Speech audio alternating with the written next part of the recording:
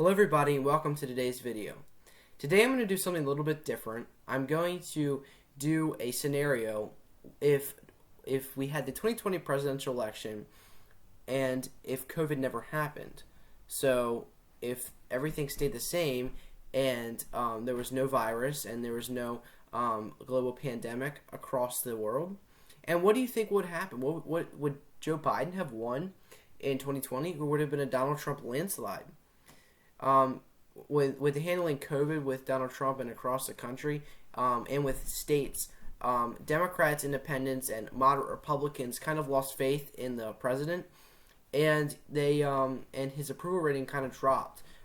The economy stayed decent, but he got a lot of backlash from the media for handling COVID, for handling COVID improperly, and he got impeached a second time for misuse of power, and just a lot of contention across the country, and a lot of tension with Republicans and Democrats and conservatives and liberals. So I just want to go through here, and I think it'd be interesting to see how the 2020 election would have played out. What are the results? What would happen?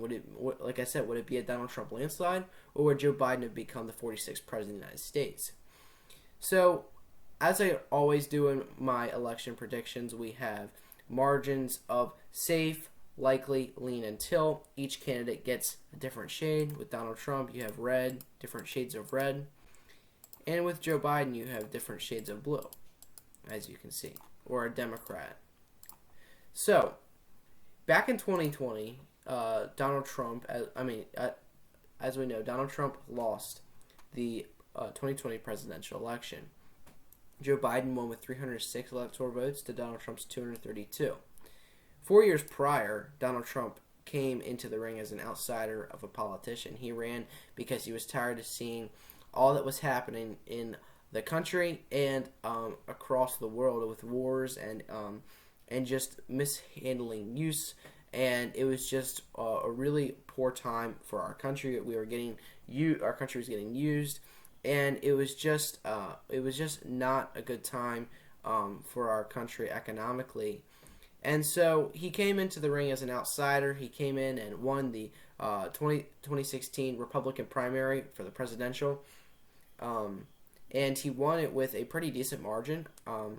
And so if you think about how popular a president or a candidate would have been, not his first time entering politics, I mean, he talked about running for president a couple times before 2016, but never was really adamant about it. And so with that, he comes in as an outsider, and on the Democratic side, you had Hillary Clinton, who was the former Secretary of State, and was former First Lady, and she came in and she launched her bid for president, and she won a very close race against Bernie Sanders, but in the end she did win. And so it looked pretty promising for the Democrats across the nation and for Hillary Clinton. Speaking that Barack Obama had served 8 years with two landslide elections, as we saw in 2012, 332 for Barack Obama and 206 for Mitt Romney. That is a landslide. And in 2008, 365 for Barack Obama and 173 for John McCain. That is the biggest landslide in modern history since we saw in, this is 2019, 96. 379 electoral votes for Bill Clinton and 159 for Robert Dole. This is a landslide. No matter what, I don't care how you categorize margins, this is an electoral landslide. Okay? The state of Arkansas, a safe margin. Okay? State of Minnesota, a safe margin. The state of Illinois, a safe margin. This is a landslide. And as we saw in 2008, another complete landslide for the Democrats. And so when you fast forward 8 years from 2008 to 2016, and Barack Obama stayed pretty popular in his second term. And so then you had a Republican win, flipping states like Florida, Pennsylvania, Michigan, Wisconsin. Okay, these are states that had voted Democratic for a very long time. Okay, Florida 0.88% for Barack Obama in 2012, and then 2016 1.2% for Donald Trump in the state of Florida. So a lot of these swing states, Donald Trump was able to flip and was able to really grasp the rural and conservative voters, and even some independent voters that were really on moderate views and were drawn to Barack Obama 2 elections before, and now they voted for Donald Trump. And so you really saw a shift in the country from more of liberal views then to conservative views. And then back in 2020, we saw that the conservative views did not stay for very long. They went back to liberal ideology, and it was just a flip for the Democrats. But what we're going to talk about here today is I'm gonna do another election prediction. But we're going to do if COVID never happened. So let's get started with Donald Trump's safe states. We have Alaska, Oklahoma, Kansas, Nebraska at large, Nebraska 1st and 3rd District, South Dakota, North Dakota, Montana, Idaho, Wyoming, Utah, along with Missouri, Arkansas, Louisiana, Mississippi, Alabama, South Carolina, Tennessee, Kentucky, West Virginia, and Indiana. The reason why I'm categorizing Indiana as a safe margin in this election is because Mike Pence, the current lieutenant governor at the time of that the 2020 election happened, he was a governor from Indiana, his home state of Indiana, so this would be categorized as a safe margin. And so, as we see here, this brings Donald Trump to 125 electoral votes just with his safe margins, the states with safe margins for him. And let's categorize Joe Biden's safe states with safe margins for the Democrats. That would be Washington, California, Hawaii, the District of Columbia, Maryland, Delaware, New Jersey, Connecticut, Rhode Island, Massachusetts, Vermont, New Hampshire, and New York, along with Maine's 1st District. So right here you have 160 electoral votes for Joe Biden with just his states with safe margins. A little bit more because of states that have higher electoral votes. And so with that, the Democrats normally get the big states like California and New York just because they do have a lot of electoral votes, and they're predominantly liberal with their views. And so right now I'm going to categorize the likely states for Donald Trump. We have Texas, Florida, North Carolina, and Ohio. As we saw back in 2012, Ohio went through 3% for Barack Obama, and in North Carolina it went for 2% for Mitt Romney. Back in 2008, we saw in North Carolina 0.33% for Obama, and 4.6% for Obama in Ohio. In the state of Indiana, 1% for Obama. He won this state, the state of Indiana, which is predominantly conservative.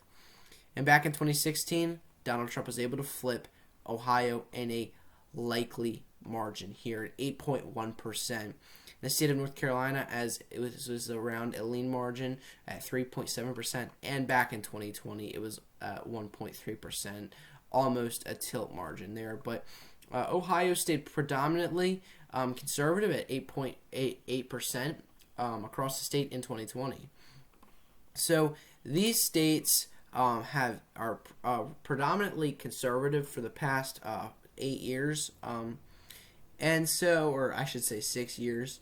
And so, with that being said, I could put North Carolina as a likely margin, speaking if COVID had never happened, as we see in 2020, 1.3%.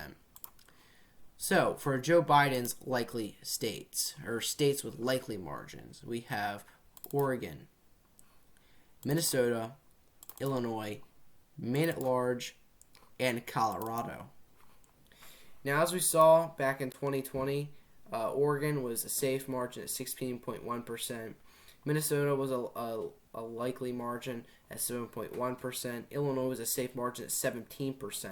I think Donald Trump can narrow up in all of these states and make it a likely margin. In the state of Maine's at large, 9.1%. That's a likely margin. So I think that he can narrow up Minnesota, Illinois, and Oregon just a little bit. Not gonna win it, but just narrow it down a little bit for Joe Biden.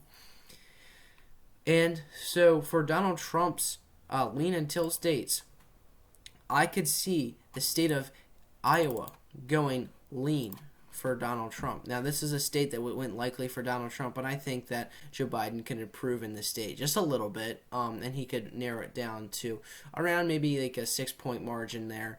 That I would put that as a lean margin. In the state of Arizona, I think this would go lean for Donald Trump, as we saw in 2020. It was 0.3%, one of the closest race I have seen in modern history, as long as I have been alive and analyzing politics, and really been watching politics. And this is this is a very small margin for any candidate, as we can look here. Maricopa County was really the only county that really pushed Joe Biden over the edge right here. And he won all 11 electoral votes. And so, with that being said, I think that Donald Trump could improve in this state by narrowing up to maybe like a 3-point margin across the state. And right now, that gives Donald Trump 242 electoral votes and Joe Biden 208. In the state of Wisconsin, I could put this as a tilt margin for Donald Trump. In the state of Wisconsin back in 2020, it was a tilt margin for Joe Biden with 0.63%. And so back in 2016, it was a tilt margin with 0.76% for Donald Trump, and I think he could narrow up around maybe like 0.36%, something like that. I think it could be a very, very close margin, and I think he could narrow it up just a little bit. And in the state of Michigan, I don't think that Donald Trump would be able to hold on to this state. I think this will stay in a toss up for now, but I think Joe Biden will be able to take this later on. In the state of Pennsylvania, this is a state that Donald Trump carried back in 2016 with 0.72%. A state that Joe Biden carried back in 2020 with 1.2%. I think Donald Trump could really grasp some voters back in Pennsylvania and really appeal to a lot of people in the state of Pennsylvania. So I could put this as a tilt margin for Donald Trump. And right now, as you can see, as the electoral count up, we had 272 for Donald Trump and 208 for Joe Biden. This sums up all of Donald Trump's lean and tilt margins, lean and tilt states, and for Joe Biden's lean and tilt states. We have Nevada as a lean margin for Joe Biden. New Mexico has a lean margin. And the state of Georgia is a tilt margin here. As we can see, 0.23% for Joe Biden, and back in 2020, Donald Trump carried this with 5.1%. So you can see with COVID, it really changed how people thought and who people voted for. And the state of Virginia, I would put this as a lean margin here. And for the state of Michigan, this will go as a tilt margin. In the state of Maine, 2nd District, this will go tilt for Joe Biden. I think he could improve a little bit around there. I think that Trump could lose that. And yeah, so as we see right now, we have one more. Maine 2nd District, this will go tilt for Joe Biden. With the final count up, we have 272 for Donald Trump and 266 for Joe Biden. As we saw, Donald Trump made some state improvements with Pennsylvania, Wisconsin, Arizona. He improved around these areas and was able to hold on in 2020. But as we know, that's not what happened, and it's just kind of fun to analyze this and think about what would have happened with these alternative elections. If you guys like these types of videos, please hit that subscribe button and like the video if you haven't already. Comment down below if you have any questions, and you give me an idea of what I can do next. Thank you. God bless, and God bless America.